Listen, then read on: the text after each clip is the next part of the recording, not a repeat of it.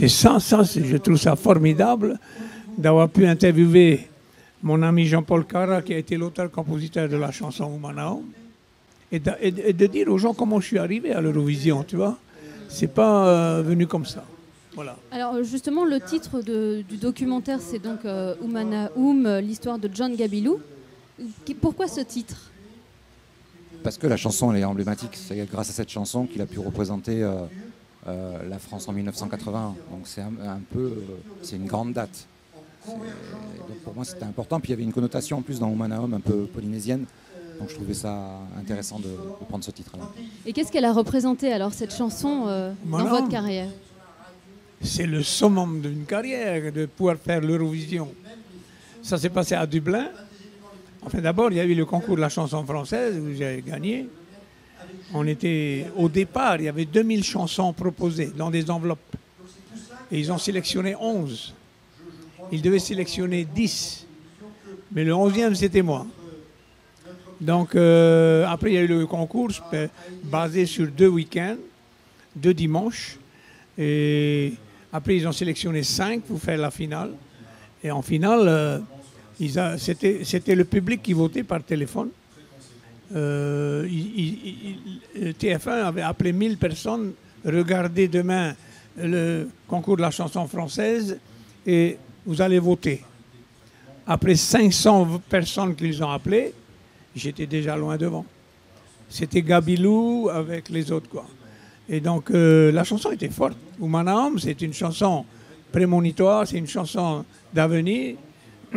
Je pense que l'auteur, le compositeur-auteur a vu très loin. Parce qu'on voit tout ce qui se passe aujourd'hui dans le monde, toutes ces guerres et tout ça. Ben, la chanson, elle a encore une résonance forte aujourd'hui. Elle est d'actualité. Voilà. Et justement, vous revoyez Jean-Paul Cara. Alors, comment ça s'est passé cette rencontre? Est-ce que c'est quelque chose que toi, Philippe, tu avais organisé? Alors, ce qu'on a fait, c'est qu'on a appelé Jean-Paul. On s'est retrouvés sur le parking d'un supermarché. Et quand j'ai vu qu'il y arrivait en voiture, j'ai vite couru. J'ai dit voilà, je veux pas que tu vois Gabilou. Voilà, on va te suivre, on va aller chez toi, mais je veux filmer votre rencontre. Ça faisait 20 ans qu'ils ne s'étaient pas vus. Hein. Donc on l'a suivi. Et là, ce que tu vois dans le film, c'est la réalité. Il n'y a pas de fiction. Ils ne sont pas refaits. C'est l'émotion. C'était une grosse émotion. Il y a beaucoup d'émotions avec Jean-Paul Cara, avec Gilbert Tong aussi. Est-ce que c'était pas difficile d'être filmé dans ces moments assez intimes finalement? C'est un peu difficile, mais il faut le faire. On était là-bas pour ça. Mais nous sommes des artistes avec une sensibilité très forte. C'est peut-être pour ça qu'on réussit. Jean-Paul Cara, il a écrit des grandes choses dans sa vie. 2 ans plus tôt, en 1979, il avait fait gagner Marie-Myriam avec L'Oiseau et l'Enfant à l'Eurovision. Bon, il pensait renouveler avec moi. Il faut que je raconte une petite anecdote. 3 jours avant le concours de l'Eurovision, j'ai été malade. J'avais une angine carabinée, j'avais mal à la gorge. Et quand tu vas voir les docteurs anglais, ils ne te font pas de piqûre. Je voulais une piqûre d'eucalyptine, je sais bien de quoi je parlais, mais ils ne font pas. Ils te donnent la vitamine C et ils me disent repos, ne chante plus. Alors, je n'ai pas chanté. Dans l'après-midi, il y avait déjà le jury devant les écrans de télé. Et c'est comme ça que je pense avoir perdu des points là parce que je n'ai pas bien chanté là. Je me suis réservé pour le soir. Et le soir, si vous regardez bien la fin, le concours de l'Eurovision, je ne souris plus. J'étais en train de me focaliser sur ma voix. Il ne fallait pas que je fasse de couac. Et quand j'ai dit Oumanaoum à la fin, on me voit sourire. Alors qu'on avait travaillé en amont la chorégraphie, comment faire sur cette phrase, et patati et patata. Voilà les petites anecdotes que les gens ne savent pas. Bon, mais moi, être à l'Eurovision pour le pays, j'ai chanté pour mon pays. Je représentais évidemment la France, mais dans moi, c'était Tahiti. Et donc, je savais que tous les Tahitiens, toute la Polynésie était déjà derrière moi. C'était formidable d'être là et de pouvoir participer quand même. Et qu'est-ce que ça a changé Est-ce que ça a été un élément déclencheur, l'Eurovision ou... Oui et non. Oui et non, parce que j'étais partagé entre la France et ici. Et trouver des contrats, ce n'était pas facile malgré l'Eurovision. Mais du jour au lendemain, je suis devenu une star en France. Donc, quand je disais dans le documentaire, le Tahitien. Et les gens me couraient après pour les dédicaces. Et donc, en France, en Allemagne, en Espagne, en Italie, j'étais reconnu parce que c'est tous ces pays-là font l'Eurovision. Donc, voilà. Et Philippe, alors c'est aussi un doc sur, on voit les chanteurs français, le côté un peu crooner, mais c'est aussi toute une époque à Tahiti. Est-ce que c'était ça aussi que tu voulais, dont tu voulais parler dans le documentaire, cette époque-là un peu particulière? Alors moi j'ai fait... moi je dis toujours qu'il est important de faire des documentaires historiques sur Pouvana. Je pense qu'il est important de faire des documentaires sur le nucléaire. C'est super important. Moi je pense que c'est super important de faire aussi des documentaires sur le populaire. C'est ce que je fais. J'ai fait un documentaire il y a 2 ans sur les trucks. J'ai eu un retour exceptionnel. Des gens qui se sont jetés dans mes bras en me disant merci. Et je pense qu'il y a toute cette culture populaire qu'il ne faut pas oublier. Il ne faut pas la laisser de côté. Et moi, c'est ce que j'essaye de faire de plus en plus. Il faut lui laisser une trace. Il faut laisser une trace. Mais il ne faut pas attendre. Voilà, je pense qu'il y a plein de sujets comme ça sur la culture populaire. Je dis toujours que dans 10, 20, 30, 40, 50 ans, il y aura toujours, dans n'importe quelle île de Polynésie, un gars ou une fille qui aura une guitare, qui fera qui se marrera et qui chantera une chanson de Gabilou. Donc il sera toujours présent. Donc cette culture-là, il ne faut pas l'oublier, il ne faut pas la mettre... voilà, c'est important de garder des traces de tout ça. Et vous êtes, Gabilou, t'es heureux aussi d'être retourné du coup sur finalement les traces de ta carrière? On te voit sur scène, l'Olympia. Retourner à Paris, retourner en France, aller à Bobino et aller sur la scène de l'Olympia. Et voilà, j'ai dit aussi dans le documentaire que je voulais faire l'Olympia. Ce qu'il faut expliquer, c'est que la salle de l'Olympia à Paris, c'est une des plus grandes salles. Tous les artistes du monde veulent passer à l'Olympia. Donc ça a été difficile d'avoir les autorisations, parce que normalement ça ne se donne pas comme ça. On a réussi à la locale à passer comme ça sur les portes sans dire rien à personne. On a fait un peu les voyous. Et ce qui est important de dire, c'est que dans 2 ans, John, il retournera à l'Olympia et il va faire un concert. Et alors tu seras là avec ta caméra ou... Non, je ne serai pas avec ma caméra, mais je serai là. Il sera là dans le public, au moins. Parce qu'il y a quand même eu un mouvement déclencheur suite quand on a commencé à faire ce documentaire. Et donc je remercie beaucoup Philippe et Hervé et Jean-Philippe Lemay d'avoir accepté de faire ce documentaire. Il n'y a que des mots. Fort, hein? C'est fort le documentaire là, c'est fort. Je pense que j'ai une carrière assez importante et elle est si importante dans mon esprit que j'aurais aimé que tous ces jeunes qui sont là, quelque part, captent quelque chose qu'ils ont vu pour en faire quelque chose à eux dans leur vie personnelle, tu vois.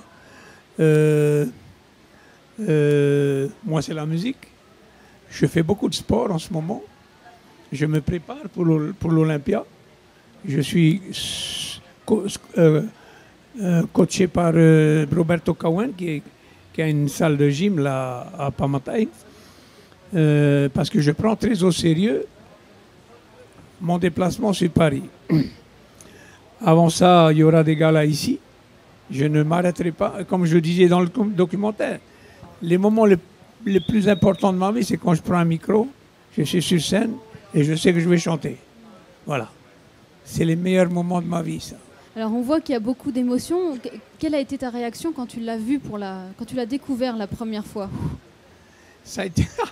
On était là au petit théâtre. Oh là là. Parce que j'allais des fois voir les rushs, mais il y avait 5 heures de rush. 5-6 heures, hein. Donc, moi, je tire mon chapeau à Philippe. C'est lui qui a fait toute la conception du documentaire, d'avoir choisi les émotions. À temps voulu, émotion après émotion, jusqu'à la fin, il y avait émotion. Donc, moi, je trouve ça formidable. Et voilà. Je souhaite seulement que nos jeunes, hein, puisqu'ils sont là, ils ont vu, ils écoutent. Ils nous écoutent, nous sommes les adultes d'aujourd'hui. Et je souhaite que, quelque part, comme je disais tantôt, qu'ils prennent ce qu'ils peuvent prendre pour améliorer leur quotidien ou leur vie. Voilà. Il y a quelque chose aussi que tu disais dans le documentaire qui pourrait servir peut-être aujourd'hui. Tu disais qu'à l'époque, je disais que j'étais un petit Haïtien, mais j'ai eu tort en fait. J'étais un grand Haïtien. Tu sais, quand on quitte le pays, à l'époque, on partait en savate. Moi, j'étais dans le métro à Paris, je chantais à tue-tête, comme on chante tout le temps ici. Après, je me suis rendu compte que j'avais l'air ridicule devant les gens. Parce que vivre dans ces pays, en France ou en Europe, partout dans le monde, la vie est différente. Nous avons vraiment de la chance de vivre ici en Polynésie. Nous, les Polynésiens, on est heureux. Il faut être heureux d'être ici. Et donc, voilà. C'est comme ça. Moi, je sais pas quoi dire des fois. C'est tellement beau ce qui a été fait. Et je pense que aujourd'hui, quand je suis sur scène, je montre toujours... on a pris de l'âge, mais on s'en fout de ça. Ce qui est important, c'est que le public est dans la salle, il sort et il dit « je suis content ». Vous avez vu, à la fin du documentaire, comment les gens ont applaudi. Ça n'a pas de prix. Je suis ému, là. Ça n'a pas de prix.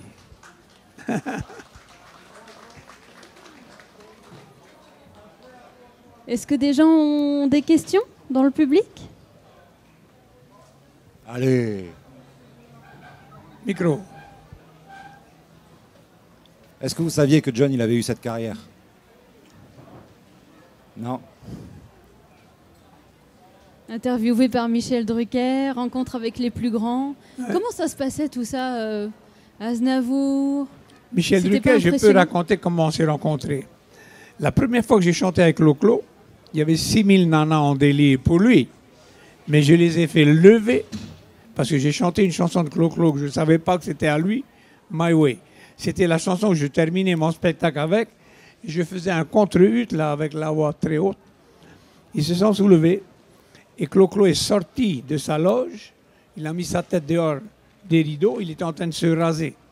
Parce que c'était lui la vedette du spectacle. Et Michel Drucker, il m'a dit après que c'était, quand on s'est vu à la télé, c'était la première fois qu'il montait sur scène. Quand il m'a présenté, j'étais le premier artiste. Il n'a jamais oublié. On est de très bons amis, mais il est très difficile de le contacter aujourd'hui. Il y a aussi dans ce documentaire l'histoire d'un retour, puisque vous avez eu un problème au niveau des cordes vocales. Ah ouais. Et finalement, est-ce que ça ne veut pas... c'est un message aussi aux gens d'aujourd'hui de s'accrocher? Eh bien, écoute, le jour où j'ai eu cette paralysie-là, j'ai perdu une de mes cordes vocales. Et aujourd'hui, avec les galas que je fais, les docteurs, tous les ORL de Tahiti, souvent sont en réunion, des réunions à eux, des conventions. Ils se demandent comment. Ils ne croient pas, mon docteur à moi, que j'ai pas de corde vocale paralysée. Alors, qu'est-ce qu'ils font? Ils ont montré l'image qu'ils ont faite de ma gorge. Et on voit que cette corde vocale ne bouge pas. Alors, qu'est-ce qu'elle a fait, l'orthophoniste, de l'avoir chanté en France? Elle a rectifié en me faisant faire des exercices. Ik, ouk, ak. Et avant tous les exercices, tous les matins, je mettais 4 kilos du sable ou du riz là sur mon ventre pour renforcer le diaphragme qui était paralysé là. Il fallait le remettre en action.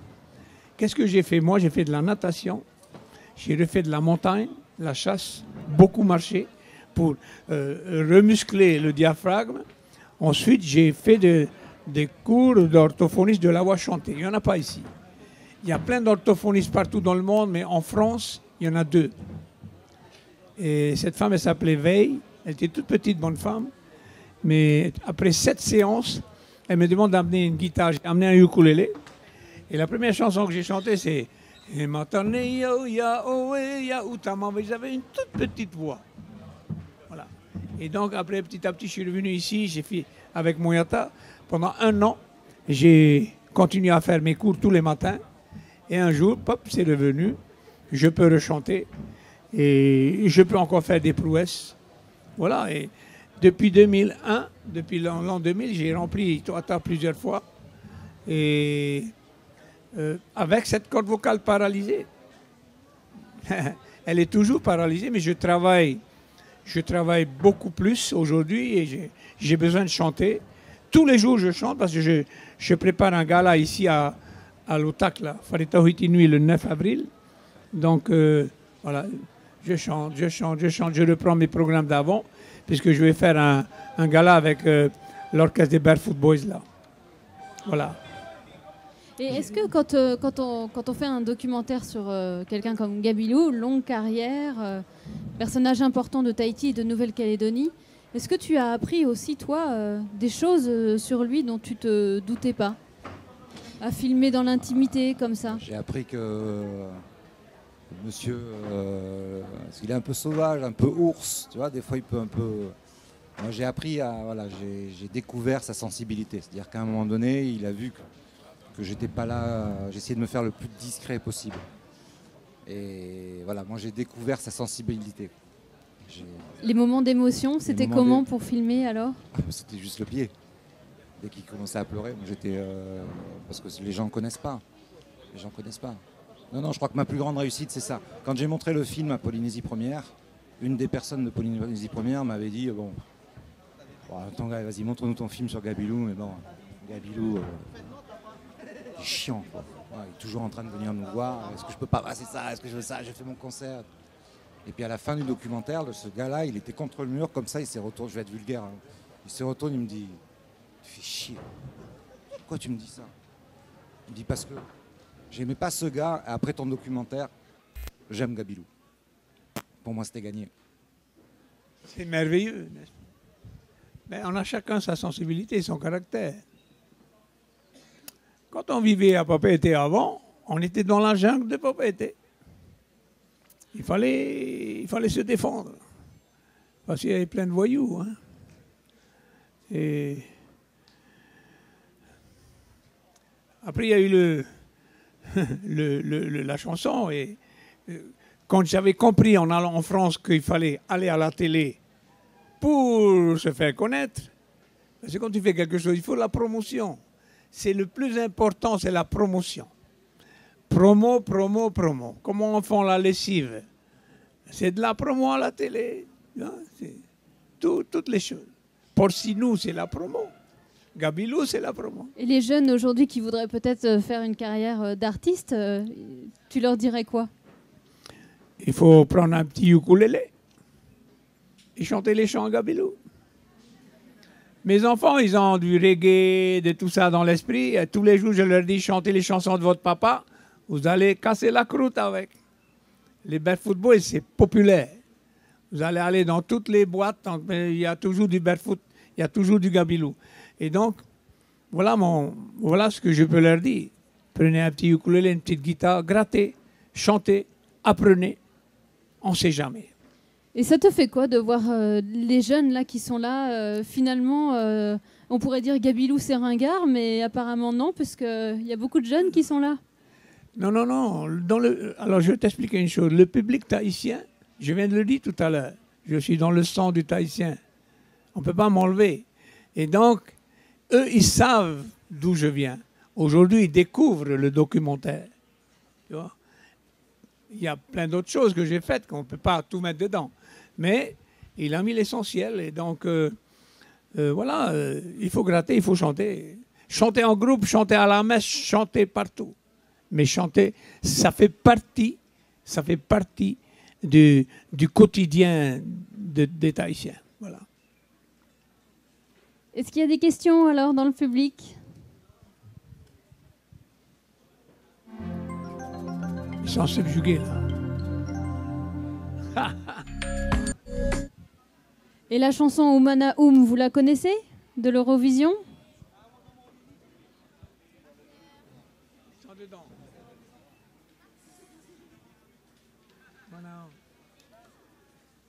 Alors, si je peux ajouter un petit truc, Michel Bouillard a un fils qui ne me connaissait pas. Et un jour, il voit une émission, justement, j'ai chanté Please Don't Forget Me à la télé en France, présenté par Michel Duquet, ou Jacques Martin, je crois. Et il a changé, en 3 minutes de chanson, il a changé de façon de penser. Alors, je vous ai dit que ce n'est pas facile de faire une carrière comme je l'ai faite. Il n'y en a pas beaucoup ici.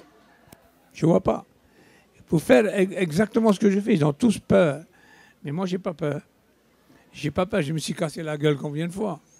Mais c'est en se cassant la gueule, en apprenant tous les jours, on monte. On monte, on monte. Et on corrige ces erreurs. Voilà. Voilà.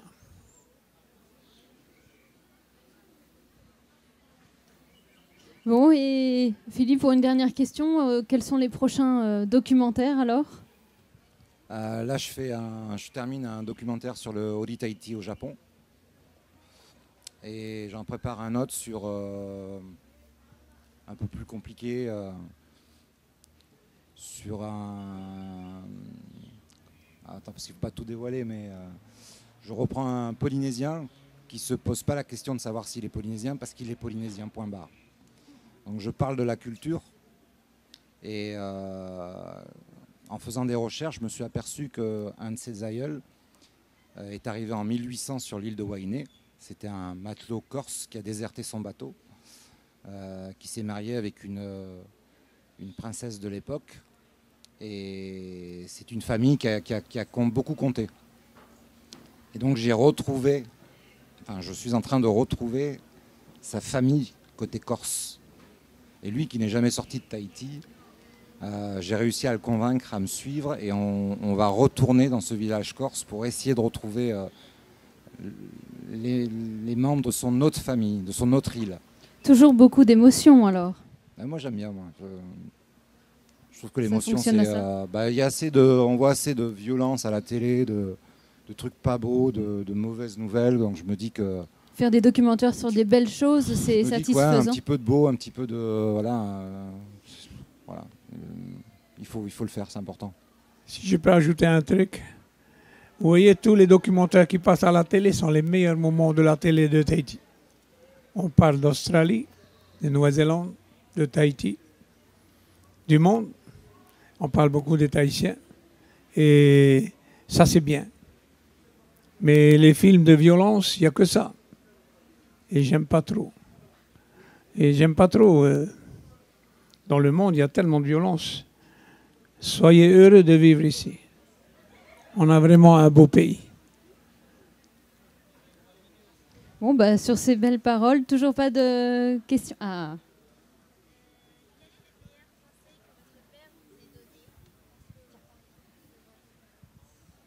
Quel est le meilleur conseil que votre père vous ait donné? Si ce que tu as à dire n'est pas mieux que le silence, tais-toi. Il savait que j'allais venir dans le monde, d'aller parler, et donc il ne voulait pas que je réponde vite, quoi. Il fallait réfléchir. C'est important, c'est super important de respecter ses parents. Ah oui. Mon père a été mon guide jusqu'à 40 ans, jusqu'à ce qu'il meure. Je lui ai toujours demandé conseil. Parmi toutes vos chansons, quelle est votre préférée? Ça, c'est une question difficile parce qu'il y a plein de chansons qui sont magnifiques. Je vais prendre seulement une chanson qui s'appelle Vaihiria. Pourquoi? Parce que pour moi, Vaihiria est au centre de l'île et elle déverse son nom un peu partout dans l'île. Alors, souvent, quand je chantais cette chanson en France, en Europe ou en Amérique, Je parlais de ça. Et j'aime beaucoup cette chanson-là à cause de ça. Parce qu'elle est magnifique. Il y a plein de chansons magnifiques. Et qu'est-ce qui vous a poussé à devenir chanteur? Je pense que c'est inné. À l'époque, on avait un 78 tours, il fallait tourner à la main pour remonter le truc là. Il n'y avait pas de courant. Et j'étais tout le temps penché sur cette machine. À l'âge de 7-8 ans, après on a commencé à nous donner du travail, c'est notre papa. Le travail, c'était dans le fapo. Planter des arbres, débrousser, couper les arbres. Mais tous mes moments libres, c'était chanson. Ma mère, elle chantait bien, elle jouait bien de la guitare. Et le soir, elle chantait pour la famille, après le dîner. Les dîners à l'époque, il n'y avait pas de télé, on était tous autour de la table. Et donc, il y avait dialogue entre parents et enfants. Alors, je vous avoue un truc, aujourd'hui, à Vairao, on passe souvent le week-end là-bas, je n'ai pas de télé. Pourquoi? Parce que je ne veux pas entendre les mauvaises nouvelles du monde. Je ne veux pas avoir cette violence. Et je veux changer. Je veux donner à mes enfants le goût du partage. C'est important que les parents parlent à leurs enfants le soir, pendant le dîner, après le dîner, avant le dîner. Mais la télé, l'Internet, le iPad, c'est la catastrophe. On ne vient pas dans ma voiture quand je quitte Fa'a pour aller à Vairao, personne ne joue du iPod dans la voiture. Hein. Personne, sinon je jette dehors. Parce qu'à ce moment-là, des fois, je donne des conseils, je donne mon avis sur des choses et j'aime ce qu'ils écoutent. Voilà. Est-ce qu'il y a d'autres questions? Non?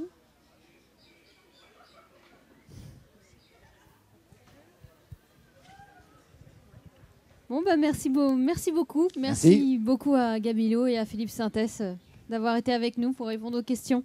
Il faut dire à vos parents de venir voir le film et de voter Gabilou. Voilà, votez Gabilou. Votez Oumana. Merci.